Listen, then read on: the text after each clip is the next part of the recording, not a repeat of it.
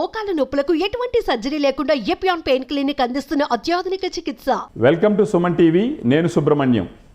మన మోహన్ బాబు గారు నటుడుగా 49 సంవత్సరాలు పూర్తి చేసుకొని 50వ సంవత్సరంలో అడుగుపెడుతున్న సందర్భంగా ఆయన గురించి తెలుసుకోవడానికి మనతో పాటు senior film critic, film journalist Prabhu garu ఉన్నారు. నమస్తే సార్. నమస్తే సార్. మోహన్ బాబు గారు నటుడుగా 50 సంవత్సరాల్లోకి ఎంటర్ అవబోతున్నాడు, 49 పూర్తి చేసుకొని. ఆయన యొక్క సినీ ప్రస్థానం, ఆయన గురించి కొంచెం మనకు చెప్తారా సార్? అంటే 1975 నవంబర్ 22. Okay sir. అంటే ఈ రోజుకి ఆయన 49 సంవత్సరాల నట జీవితాన్ని పూర్తి చేసుకుని 50 సంవత్సరంలో అడుగుపెడుతున్నారు. శతాధిక చిత్ర దర్శకులు, అప్పటి వర్ధమాన దర్శకులు అయినటువంటి దాసరి నారాయణరావు గారు దర్శకత్వంలో వచ్చినటువంటి స్వర్గం నరకం చిత్రం ద్వారా ఆయన కెరీర్ ప్రారంభమైంది. అయితే అంతకుముందే ఆయన చాలా సినిమాల్లో చిన్న చిన్న వేషాలు కూడా వేశారు. ఓకే. అసిస్టెంట్ డైరెక్టర్గా పనిచేశారు. తాను అసిస్టెంట్ డైరెక్టర్గా పనిచేసినటువంటి సినిమాల్లో కొన్ని చిన్న చిన్న పాత్రలు, మనకు అల్లూరి సీతారామరాజు గుర్తు చేసుకున్నట్లయితే దాంట్లో పెళ్లి కొడుకు క్యారెక్టర్ వేస్తారు. ఓకే. ఇది ఎవరికి తెలియదు సార్. యాక్చువల్గా విజయ నిర్మల గారు పిలిపేట్ల మీదకి తీసుకొచ్చినప్పటికీ ఆవిడ చనిపోతుంది. ఓకే. ఆ పెళ్లి కొడుకు వేషం. ఓకే. ఇట్లాంటి చిన్న చిన్న వేషాలు వేస్తూ 5 సంవత్సరాల పాటు అసిస్టెంట్ డైరెక్టర్గా ఒక స్ట్రగుల్డ్ లైఫ్, మామూలు స్ట్రగుల్స్ కాదు. సినిమా ఇండస్ట్రీలో చాలామంది కొంతమంది ప్రవేశం చాలా సులభంగా, చాలా నెల్లేరు మీద బండి నడకలాగా సాగిపోతుంది. కానీ కొద్దిమంది జీవితం మాత్రం సినిమా ఇండస్ట్రీలో, ఈ సినిమా అనేటువంటి రంగుల ప్రపంచంలో తమ అదృష్టాన్ని పరీక్షించుకోవడం కోసం వచ్చినటువంటి వ్యక్తులు పడ్డ అష్ట కష్టాలు చాలా దారుణంగా ఉంటాయి. అలాంటి అష్ట కష్టాలు పడినటువంటి వ్యక్తి మోహన్ బాబు గారు. ఆయన జీవితం కేక్ వాక్ కాదు. అసిస్టెంట్ డైరెక్టర్గా కానీ, అంతకుముందు అసిస్టెంట్ డైరెక్టర్గా కావటం కోసం తిరిగినటువంటి ఇవి కానీ చాలా చాలా కష్టాలు పడి ఆయన మొత్తానికి తొలిసారిగా అవకాశం స్వర్గ నరక చిత్రం ద్వారా దాసరి నారాయణరావు గారి దర్శకత్వంలో కెరీర్ స్టార్ట్ చేయడం జరిగింది. ఆ రోజు నుండి ఈ రోజు వరకు 49 సంవత్సరాలు పూర్తి చేసుకున్నటువంటి ఆయన ఒక సినీ ప్రస్థానాన్ని కనుక చూసుకున్నట్లయితే నటుడుగా ఆయన చూపించినట్టు విలక్షణత, నటుడుగా ఆయన పొందినటువంటి పేరు ప్రఖ్యాతులు. ఎందుకంటే ఒక వెర్సటైల్ యాక్టర్కి కావలసిన అన్ని లక్షణాలు ఉన్నటువంటి నటుడు మోహన్ బాబు గారు. ఒక హీరోగా కెరీర్ స్టార్ట్ చేసి, తర్వాత విలన్గా మారి, తర్వాత హీరోగా చేసి, మళ్ళీ కామెడియన్గా, క్యారెక్టర్ యాక్టర్గా, అన్ని ట్విస్టులు, అన్ని టర్నింగ్స్ ఉన్నటువంటి యాక్టర్ మరొకరు లేరని చెప్పడంలో అతిశయోక్తి లేదు. చాలా కొద్ది మంది మనకు కృష్ణరాజు గారు ఉన్నారు. ఆయన హీరోగా వచ్చారు, విలన్గా చేశారు, మళ్ళీ హీరోగా స్థిరపడ్డారు. అవును సార్. కానీ మోహన్ బాబు గారు హీరోగా వచ్చి విలన్గా మారి, మళ్ళీ హీరోగా చేరి, మళ్ళీ విలన్గా మారి, ఇన్ని రకాల టర్నింగ్స్, ఇన్ని రకాల అప్ అండ్ డౌన్స్, ఇన్ని ఒడిదుడుకులు, ఇంత పోరాట స్ఫూర్తి ఉన్నటువంటి యాక్టర్ మరొకరు లేరని చెప్పడానికి ఎలాంటి సందేహం లేదు. అంత గొప్ప ప్రస్థానం మోహన్ బాబు గారు అని చెప్పుకోవటంలో ఎలాంటి డౌట్ లేదు.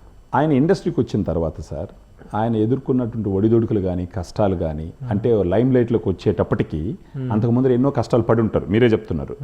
వాటి గురించి కొంచెం చెప్తారా సార్ మనకు? అంటే అసిస్టెంట్ డైరెక్టర్గా ఆయన అసలు పేరు భక్తవత్సలం నాయుడు, చిత్తూరు జిల్లా కాళహస్తి పక్కన ఉన్నటువంటిది మోదుగులపాలెం.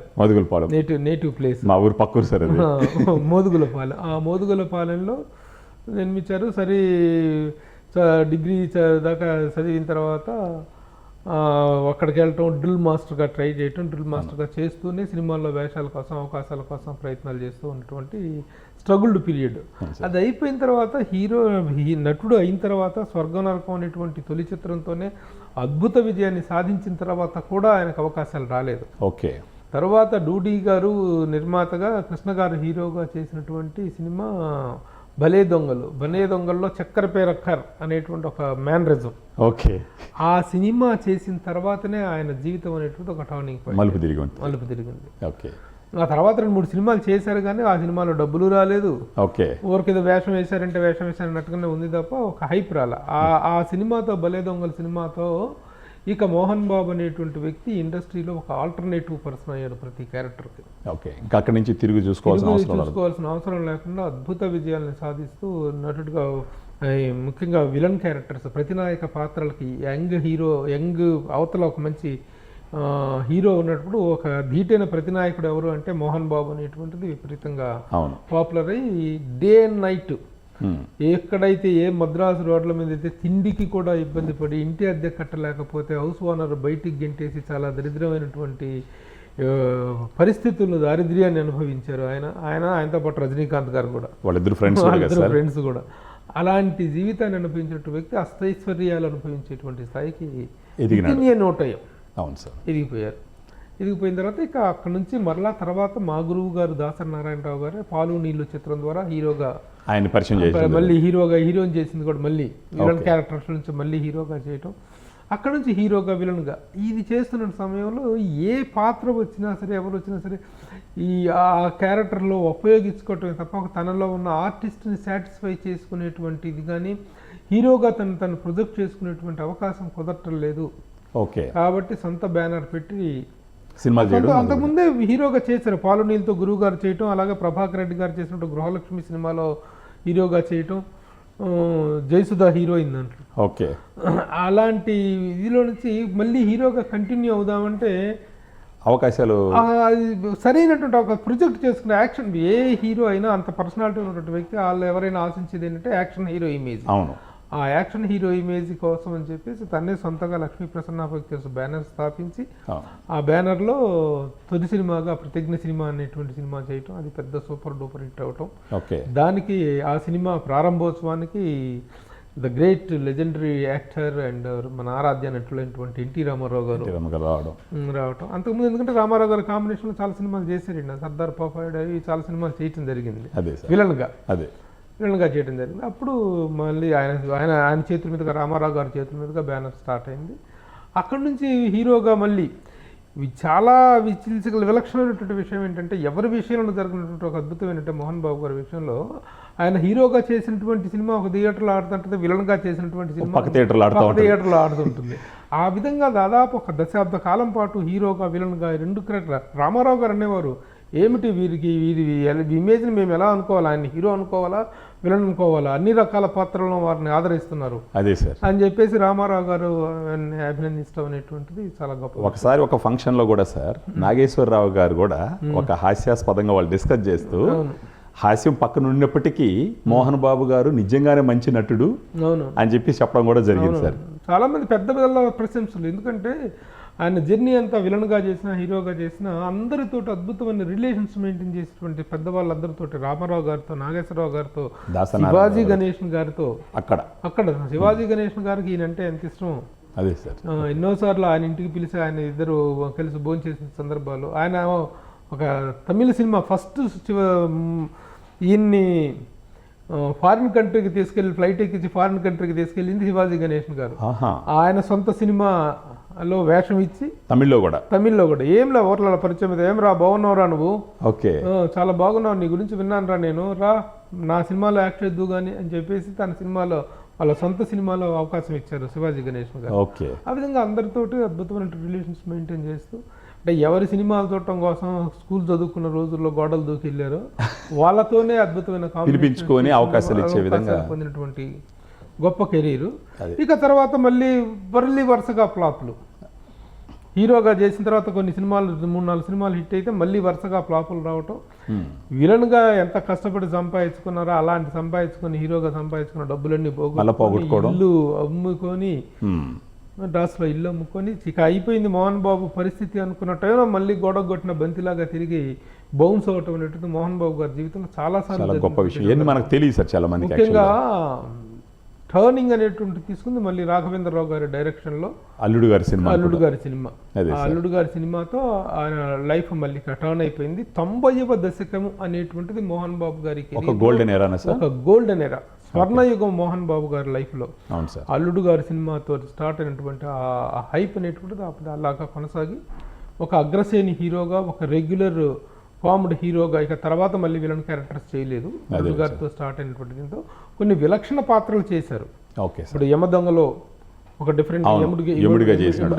కానీ ఎన్టీ రామారావు గారు తర్వాత అంత గొప్పగా చేసింది. ఆ తర్వాత గొప్ప గొప్ప పాత్రలు అనేటువంటి ఆయన ఒక సమున్నత నటుడుగా నిలబెట్టాయి. ఇప్పుడు పెద్దరాయుడు కానీ, రాయలసీమ రామన్న చౌదరి కానీ, యమధర్మరాజు ఎంఏ కానీ, ఇలాంటి సినిమాలు ఆయనలో ఉన్నటువంటి నటుడిలో ఉన్న వివిధ కోణాలను బయటకు తీసినటువంటి ఒక గొప్ప వెర్సటైల్ యాక్టర్గా నిలబెట్టింది. ఈవెన్ స్నేహానికి కూడా సార్ ఆయన మీరు చూసినారంటే మొత్తం ఇండస్ట్రీలో రజనీకాంత్ గారిని రారా పోరా అని పిలిచేటటువంటి క్లోజ్నెస్ ఉంది అని అంటే ఈయన స్నేహానికి ఎంత విలువిస్తాడో. ఈవెన్ చిరంజీవి గారు కూడా రీసెంట్గా పవన్ కళ్యాణ్ గారు ఏదో అడిగితే ఆయన్ని వాళ్ళిద్దరు ఫ్రెండ్స్ అండి అనేసిపోయేటటువంటి సందర్భం. సో దాని గురించి చెప్పాలంటే యాక్చువల్గా మోహన్ బాబు గారి స్టైల్ ఆఫ్ రిలేషన్స్ చాలా డిఫరెంట్గా ఉంటుంది.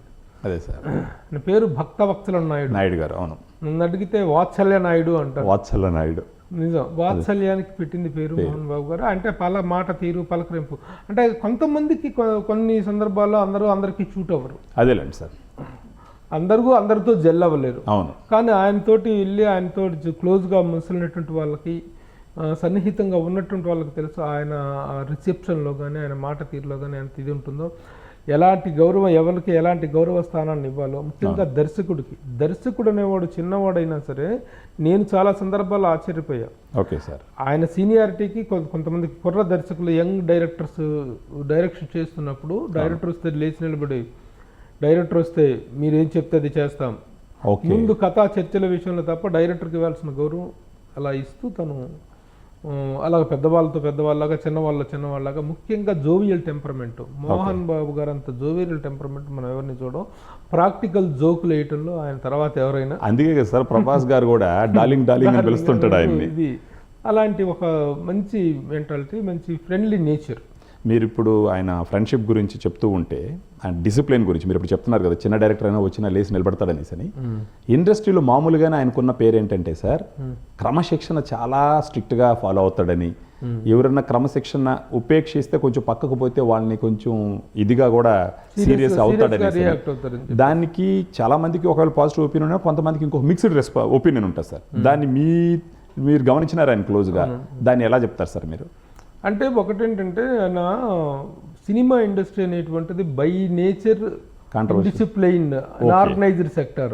అన్ఆర్గనైజ్డ్ అండ్ ఆర్గనైజ్డ్ వేసి ఉండేటువంటి రెండు విభిన్నమైనటువంటి లైఫ్ వర్కింగ్ స్టైల్ ఉండేటువంటి ఇండస్ట్రీ, ఫిల్మ్ ఇండస్ట్రీ.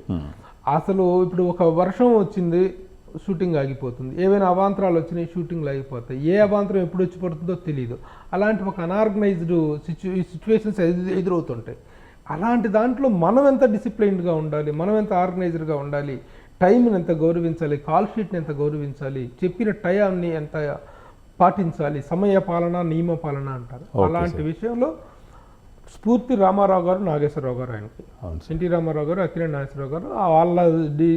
వాళ్ళు వచ్చి సెట్లో కూర్చుంటే మిగతా యూనిట్ మొత్తం అలర్ట్ అవుతుంది. అదే సార్, దట్ ఈస్ ద హీరోకి ఉండాల్సిన తెలుగు లక్షణం. ఓకే సార్, మొత్తం డిసిప్లైన్ మొత్తం సెట్లో ఉండాలి అంటే హీరో వచ్చి ఫస్ట్ నిలబడగలగాలి.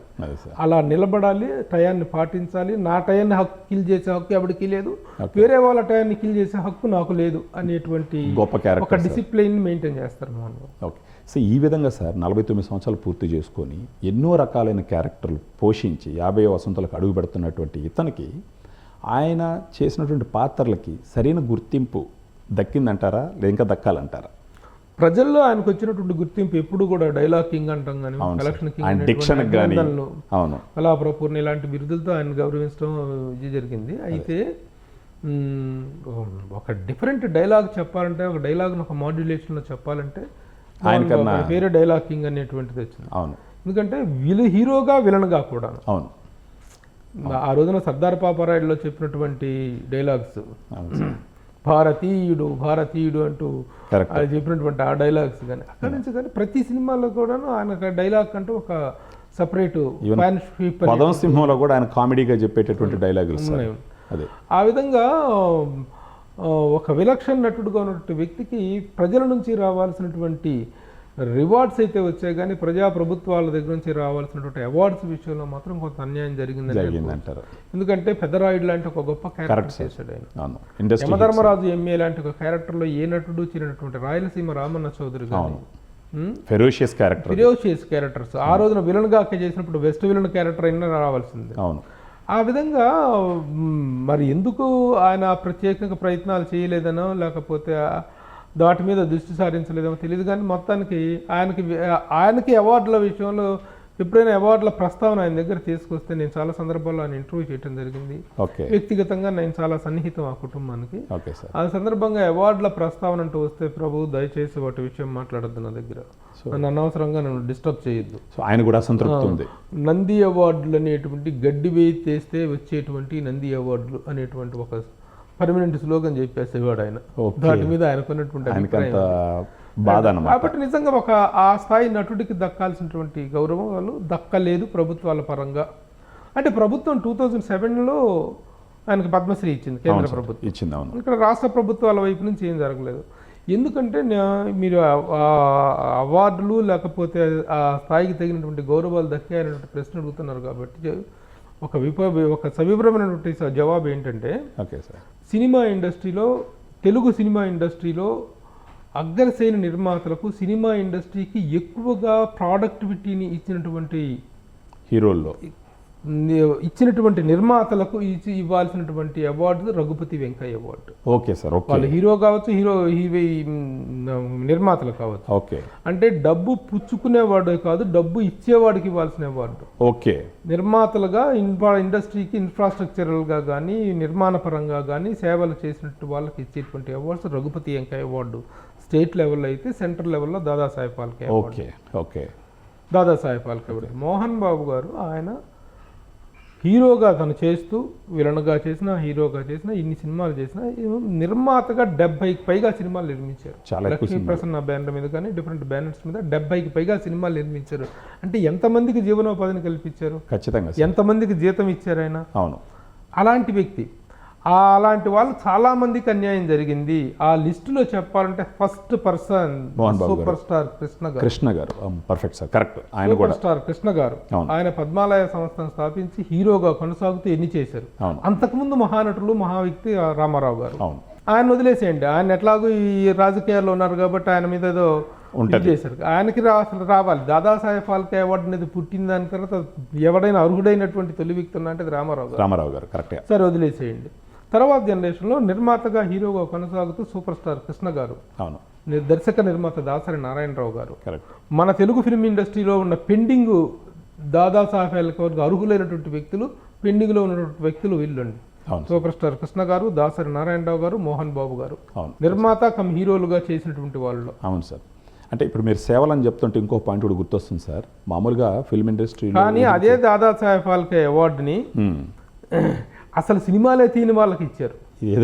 ఏ రోజున కూడా తమ సుదీర్ఘమైన జీవితంలో సినిమాలు తీయని వాళ్ళకి, రామానాయుడు గారికి ఇచ్చారంటే గొప్ప ఔచిత్యం దాదాసాహెబ్ ఫాల్కే అవార్డు. అవును. కానీ విశ్వనాథ్ గారికి ఎలా ఇస్తారండి? ఓకే, కె విశ్వనాథ్ గారికి, రజనీకాంత్ గారికి, ఇంకా చాలా మందికి ఇచ్చినారు. They have not made any films. అదే సార్, అదే నిర్మాణ రంగంలో ఉండి 10 మందికి జీవనోపాధి కల్పించిన వాళ్ళకి ఇవ్వాల్సినటువంటి అవార్డు. ఎందుకంటే దాదాసాహెబ్ ఫాల్కే అనేటువంటి ది గ్రేటెస్ట్ పర్సన్ భార్య మెడలో పుస్తులు కూడా తాకట్టు పెట్టి సినిమాలు నిర్మించి భారతీయ చలనచిత్ర పరిశ్రమకు ఒక పైనీరింగ్ పర్సన్ లాగా ఉన్నటువంటి వ్యక్తి మీద వ్యవస్థీకరించినటువంటి ఆ అవార్డు ఆ విధంగా 10 మందికి ఉపాధి కల్పించిన వాళ్ళకి ఇవ్వాలి. రైట్ పర్సన్కి వెళ్ళాలి. These are the wrong persons, politically motivated. అదే సార్, ఇదనమాట. సో ఆ పాయింట్ ఆఫ్ వ్యూలో ఈ చర్చలో ఆయన అందుకు అర్హుడు. బహుశా అందుకనే కావాలన్నా మీరు ఎప్పుడన్నా ఆయన్ని, మోహన్ బాబు గారిని కలిసినప్పుడు అవార్డ్స్ గురించి ప్రస్తావిస్తే ఆయన కోపం వచ్చేది బహుశా ఈ రీజన్ గురించే. కానీ సో దాంతోపాటు సార్ ఇప్పుడు మీరు చూసినారంటే ఫిల్మ్ ఇండస్ట్రీలో అక్కడ సంపాదించిన డబ్బులు అక్కడ నిర్మాతగానో పెడతారు, లేకపోతే స్టూడియోలు కడతారు, లేకపోతే ఇలాంటివి ఏదైనా చేస్తారు. ఈయన నిర్మాతగా కూడా ఎన్నో 70కి పైన సినిమాలు తీసిన తర్వాత మళ్ళీ ఫిల్మ్ ఇండస్ట్రీ నుంచి బయటికి పోయి విద్యా రంగంలో కూడా ఎంతో మందికి సేవ చేయడానికి ఆయన ఒక పెద్ద ప్రయత్నం చేసినాడు. గొప్ప పేరుతో కూడా వెలుగొందుతున్నాయి ఇప్పటిది. దాన్ని ఎలా చూస్తారు సార్ మీరు? నిజంగా చాలా అభినందనీయమైన విషయం ఏంటంటే, మామూలుగా సినిమా రంగంలో, సినిమా ఇండస్ట్రీలో సంపాదించి సినిమా ఇండస్ట్రీలో పెట్టుబడులుగా పెడతాం అనేటువంటిది ఇది అది తరతరాలుగా వస్తుంది. చాలా మంది చేస్తుంది. రామారావు గారు కానీ, నాగేశ్వరరావు గారు కానీ, రామానాయుడు గారు కానీ, సంతానాన్ని, సంపాదనను కూడా సినిమా ఇండస్ట్రీకి అంకితం చేసినటువంటి మహానుభావులు. అవును సార్. అలాగే నాగేశ్వరరావు ఈయన కూడాను సినిమా నిర్మాణంలోకి రావటం అనేటువంటి జరిగింది. అయితే అవుట్ ఆఫ్ ద వే వెళ్ళి కేవలం సినిమా ఇండస్ట్రీలో ఉన్నటువంటి ఈ ఒడిదుడుకుల్లో దీన్ని మాత్రమే నమ్ముకోలేము. బయట ఏదైనా ఒక గౌరవప్రదమైన వ్యాపారం చేయాలి, గౌరవప్రదమైనటువంటి సేవలాగా చేయాలి అనేటువంటి దీంట్లోకి ఆలోచనలు తట్టినప్పుడు మొట్టమొదటిసారిగా తన మనసులో చాలామంది బార్ అండ్ క్లబ్లు, హోటళ్ళు, రెస్టారెంట్లు పెడతారు, పబ్బులు, గిబ్బులు పెట్టినటువంటి వాళ్ళు ఉన్నారు. అలా కాకుండా ఒక విద్యా సంస్థ స్థాపించాలి అనేటువంటి ఆలోచన రావటం ఒక గొప్ప ఆలోచన సార్ అదే. It's a great thought. బహుశా ఆయన డ్రిల్ మాస్టర్గా పనిచేసినాడు కాబట్టి వాళ్ళ నాన్నగారు కూడాను teacher, government teacher. Okay sir, ఈ రెండు నేపథ్యాల వల్ల తీసుకుని అసలు విద్యా నేపథ్యం లేని వాళ్ళే స్కూల్స్ స్టార్ట్ చేస్తున్నారు, విద్యా నేపథ్యం ఉన్న నేను ఎందుకు చేయకూడదు అనేటువంటి ఆలోచనతో ఆయన శ్రీ విద్యా నికేతన్ అనేటువంటి స్కూల్ని స్థాపించడం జరిగింది. అది ఈ రోజున శాఖ ఉపశాఖలుగా వెళ్ళి ఒక విశ్వవిద్యాలయ స్థాయికి వెళ్ళటం, ఈయన ఛాన్సలర్ కావటం దానికి అనేటువంటిది ఆయన జీవితంలో సాధించినటువంటి ఒక గొప్ప అచీవ్మెంట్గా మనం చెప్పుకోవచ్చు. సో సార్ ఫైనల్గా ఆ తరం ఫిల్మ్ ఇండస్ట్రీకి సంబంధించిన మహానుభావుల్ని ఈ తరంలో ఉన్నటువంటి నటుల్ని కలుపుతున్న ఒక వారధిగా చూడొచ్చు అయ్యింది. అంతేగా ఆ రోజున చాలామంది మహానటులతో ఆయన నటించారు. అవును sir, great personalities of all వీళ్ళతో నటించారు. అందరితో కార్డియల్ రిలేషన్స్ మెయింటైన్ చేశారు. నిజంగా మోహన్ బాబు గారి రిలేషన్స్ చూస్తే మనం షాక్ అవుతామండి. ఒకవైపు కన్నడ రాజకుమార్ గారితో, విష్ణువర్ధన్ గారితో కానీ, శివాజీ గణేషన్ గారితో కానీ, జయలలిత గారితో కానీ, అక్కడ అదర్ స్టేట్స్లో మమ్మూటి మోహన్ లాల్ గారితో కానీ, ఇటు వస్తే మన ఇండస్ట్రీలో రామారావు గారితో, నాగేశ్వరరావు గారితో, కృష్ణ గారితో, సోహన్ బాబు గారితో మల్టీ స్టారర్ సినిమాల్లో హీరోలుగా చేసి కానీ విలన్గా చేసి కానీ ఒక అద్భుతమైనటువంటి రిలేషన్స్తో కూడినటువంటి హృదయపూర్వక కార్డియల్ రిలేషన్స్ మెయింటైన్ చేసినటువంటి 1.5 ఆర్టిస్ట్గా మనం ఆయన అభినందించాం. ఈవెన్ చిరంజీవి గారు కూడా ఓపెన్ ఫోరంలో ముద్దు పెట్టినాడు కదా సార్ ఆయనకు ఒకసారి. వాళ్ళిద్దరిది Tom and Jerry combination, Chiranjeevi గారిది మోహన్ బాబు గారి. అది చాలా గొప్ప కార్డియల్గా ఉంటుంది, చూసే వాళ్ళకి కూడా చాలా ఫన్గా ఉంటుంది. వాళ్ళ మధ్య ఏదో కత్తులు నూరుకునే అంత వైరం ఏదో ఉందని అనుకుంటారు కానీ అది కరెక్ట్ కాదండి. అది అంటే బెస్ట్ ఫ్రెండ్స్ మధ్యనే ఇలా ఉంటుంది. ఈయన ఎప్పుడు చెడుగా మాట్లాడింది, ఈయన గురించి ఆయన ఎప్పుడు చెడుగా మాట్లాడింది లేదు.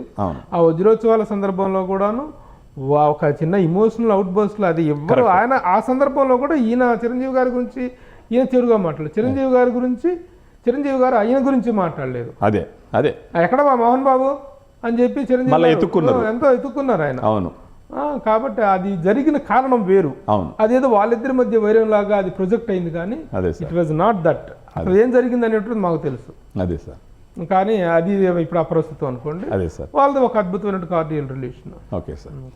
అలాగే పవన్ కళ్యాణ్ తమ్ముడు అని దాంట్లో ఆయన వెరీ ఫన్నీ మూమెంట్స్ అండి. ఆ రోజున మేమున్న ఆ రోజున ఏంటంటే అది చిరంజీవి గారికి పద్మభూషణ్ అవార్డు వచ్చిన సందర్భంగా ఏర్పాటు చేసినట్టు ఒక అద్భుతమైనటువంటి సభ. అమితాబ్ బచ్చన్ గారు వీళ్ళందరూ వచ్చారు. అవును, దాంట్లో ఆయన సరదాగా మాట్లాడటం, ఈయనకి ఏంటంటే మోహన్ బాబు గారి దగ్గర ఉన్న చిన్న సరసం ఏంటంటే మొదటి నుంచి కూడా నేను చాలా చిన్న పిల్లల్ని కూడా మనవడు మనవరాలను కూడా పిలిచారే నన్ను బ్రదర్ అని పిలవరంటారు, నన్ను డార్లింగ్ అని పిలవండి, బ్రదర్ అని పిలవండి అని ఊరికి సరదా చేస్తుంది. అట్లాగే మోహన్ బాబు గారు అలా మాట్లాడితే చిరంజీవి గారి గురించి చిరంజీవి గారు నేను ఆయన సినిమాలు చూస్తూ పెరిగాను అన్నట్టుగా చెప్పాడు.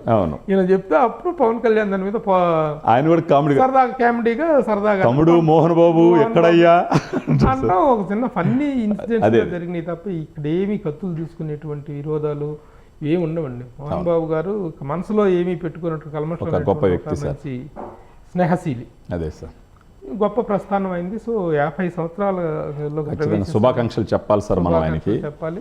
అలాగే రాజకీయంగా కూడా వండర్ఫుల్ చేసినాడు ఆయన, ఎంపీగా కూడా పెద్దల సభకు ఆయన ఎంపిక అవటం దానికి కారకులు రామారావు గారు ప్రేరణ అయి ఉంటుంది బహుశా. రామారావు గారు ప్రత్యక్ష కారణం, పరోక్ష కారకులు చంద్రబాబు నాయుడు గారు. Okay okay sir, Chandrababu Naidu గారు ఆయనని ఆ రోజున ఎంపీగా ప్రతిపాదించడంలో కానీ ఆ విషయాన్ని ముందుకు తీసుకెళ్తారు, రామారావు గారితో ఒప్పించడం కానీ ఆ విషయంలో ఆయన కీలక పాత్ర పోషించారు. రిలేషన్స్ కూడా ఉంది కదా వాళ్ళకి. అవును. సో పొలిటికల్గా ఒక రాజ్యసభ సభ్యుడిగా కూడాను చాలా మంచి ఇది చేశారు. ఆయన ఎంపీ లార్డ్స్ని వాటిని సద్వినియోగం చేయడం జరిగింది. అంటే కాంప్రహెన్సివ్ లైఫ్, మధ్య మధ్యలో వివాదాలు అన్నయ్య వచ్చినాయి. మామూలు ఆయన కోపిస్టి, ఆయన అందులో ఆ కోపిస్టి ఏంటంటే తామరమాహ మీద నీటి బొట్టు లాంటిది. అది ప్రేమ ఉన్న వాళ్ళకి కోపం ఉంటుంది సార్. ప్రేమని తట్టుకోలేము, కోపాన్ని తట్టుకోలేము. అలాంటి ఒక చిన్న టిపికల్ కట్టర్. అదేమిటంటే ఎందుకంటే అంత కోపం అని అంటే ఏం చేయమంటారయ్యా, మా నాన్నగారి నుంచి వచ్చింది నాకు. వాళ్ళ నాన్నగారు జీన్స్ ఎఫెక్ట్ ఉంటుంది సార్, ఎఫెక్ట్. వాళ్ళ నాన్నగారి కూడా చాలా కోపం. అదే చిన్నప్పుడు ఈరబాదులు బాధేవాళ్ళండి ఇన్ని, అందుకే ఆ డిసిప్లిన్ అక్కడి నుంచి వచ్చినట్టు కొట్టుడు కొట్టేవాళ్ళంట. చిన్నతనంలో ఆయనకి విపరీతమైన కోపం. స్కూల్ మాస్టర్గా చేశారు ఆయన. అక్కడి నుంచి వచ్చినటువంటి జీన్స్ లో వచ్చింది తప్ప అందులో డ్రిల్ మాస్టర్ వేరే. స్వతహాగా ఇది వెరీ నైస్ క్యారెక్టర్, అదే సార్. నైస్ పర్సన్, స్నేహశీలి. అదే సార్. సో ఈ సందర్భంగా మోహన్ బాబు గారికి 49 సంవత్సరాల సుదీర్ఘ జీవితాన్ని గురించి 50th ఇయర్లో నటుడుగా 50 సంవత్సరాల పాటు ఒక వ్యక్తి ఒక గొప్ప విషయం ప్రముఖుడిగా సార్ అది. కొనసాగటం అనేటువంటిది నిజంగా అభినందనీయ గొప్ప విషయం విషయం. కాబట్టి ఆ పరంగా మోహన్ బాబు గారికి మన సుమన్ టీవీ తరఫున కూడా శుభాకాంక్షలు చెప్పుకుంటున్నాం. శుభాకాంక్షలు తెలియజేస్తాను. So thank you sir. So ఇదండి మన విలక్షణ నటుడు, డైలాగ్ కింగ్ మోహన్ బాబు గారు 49 సంవత్సరాలు పూర్తి చేసుకొని 50 వసంతాలు అడుగు పెడుతున్నారు. మనం అందరం కూడా ఆయన అభినందించాలా. ఆయన చేసినటువంటి సేవలు ఫిల్మ్ ఇండస్ట్రీకి అయితే ఏంటి, మళ్ళా విద్యకు అయితే పాటు మనం అభినందించాలి ఆయన్ని. ఇంకా ఆయురారోగ్యాలతో 100 సంవత్సరాలు ఆయన బతకాలి, హ్యాపీగా జీవించాలి, ఇంకా ఎన్నో సినిమాలు చేయాలి. Thank you sir. సుమన్ టీవీలో మీ పర్సనల్ అండ్ బిజినెస్ ప్రమోషన్స్ కోసం కింది నెంబర్కి కాంటాక్ట్ చేయండి.